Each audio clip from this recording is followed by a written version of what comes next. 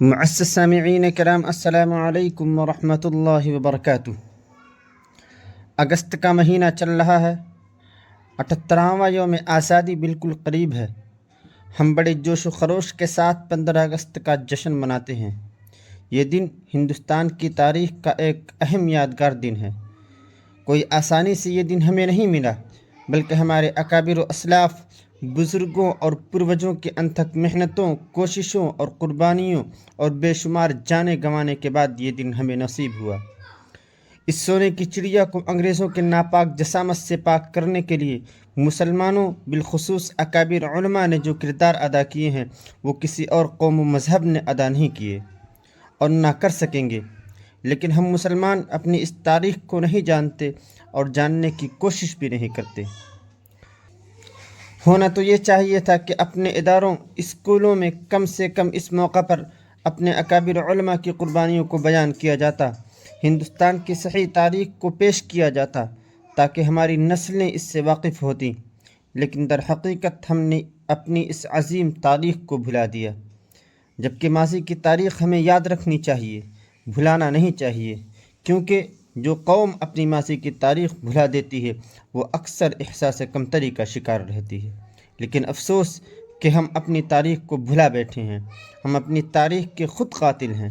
ہم اپنے اداروں، بالخصوص مسلم اسکولوں اور کوچنگ سینٹروں میں آزادی کا جشن تو مناتے ہیں، لیکن مجاہدین آزادی کی قربانیوں کا ذکر نہیں کرتے۔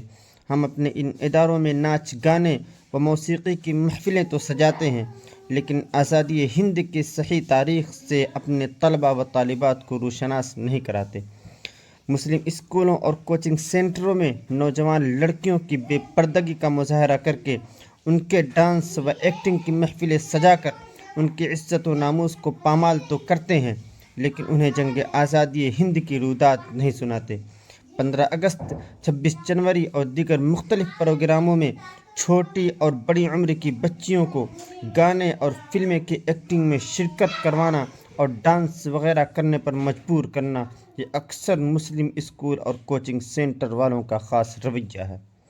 جبکہ ان اداروں میں ہمارے قوم کے علماء، تبلیغ جماعت میں وقت لگانے والوں اور دیندار گھرانوں کے بچے اور بچیاں تعلیم حاصل کرتے ہیں، لیکن نہ اسکول وغیرہ کے ذمہ داروں کو نسلوں کے ایمان کی فکر ہے کہ وہ اس طرح کا پروگرام منعقد کرتے اور کراتے ہیں، اور نہ گارجین حضرات کو کہ وہ اس طرح کے اداروں میں اپنے معصوم دوشیزاؤں کو بھیج کر ان کے مستقبل سے بے خوف اور بے فکر ہو کر بیٹھ جاتے ہیں۔ اس لیے میں ان اداروں کے ڈائریکٹر، پرنسپل و دیگر ذمہ داروں سے کہتا ہوں کہ وہ آزادی کا جشن ضرور منائیں اور منانا بھی چاہیے، لیکن قوم کی بیٹیوں کے مستقبل کے ساتھ کھلواڑ نہ کریں۔ اس طرح کا پروگرام ضرور منعقد کریں، لیکن ناچ گانے، ڈانس، ڈی جے وغیرہ سے بچ کر مجاہدین آزادی ہند کی تاریخ اور علماء دیوبند کی قربانیوں سے روشناس کرائیں۔ خود اس عظیم تاریخ کو نہیں جانتے تو کسی عالم دین کو بلا کر جنگ آزادی میں علماء دیوبند کا کردار کے عنوان سے پروگرام منعقد کرا کے اور کر کے خود بھی مسلمانوں، بالخصوص علماء کی قربانیوں کو جانیں اور بچوں اور بچیوں کو بھی اس سے واقف کرائیں، لیکن خدا کے واسطے قوم کی بیٹیوں اور بہنوں کا مستقبل خراب نہ کریں۔ اور میں گارجین والدین حضرات سے بھی کہتا ہوں کہ اگر اسکولز اور کوچنگ سینٹرز اور اس طرح کے دیگر ادارے والے اپنے اس گھنونے رویے سے باز نہیں آتے تو کم سے کم آپ والدین خود اپنے ہاتھوں سے اپنے بچوں اور بچیوں کے روشن مستقبل کا گلا نہ گھونٹیں اور اس طرح کے اداروں میں اپنی اولاد کو ہرگز نہ بھیجیں۔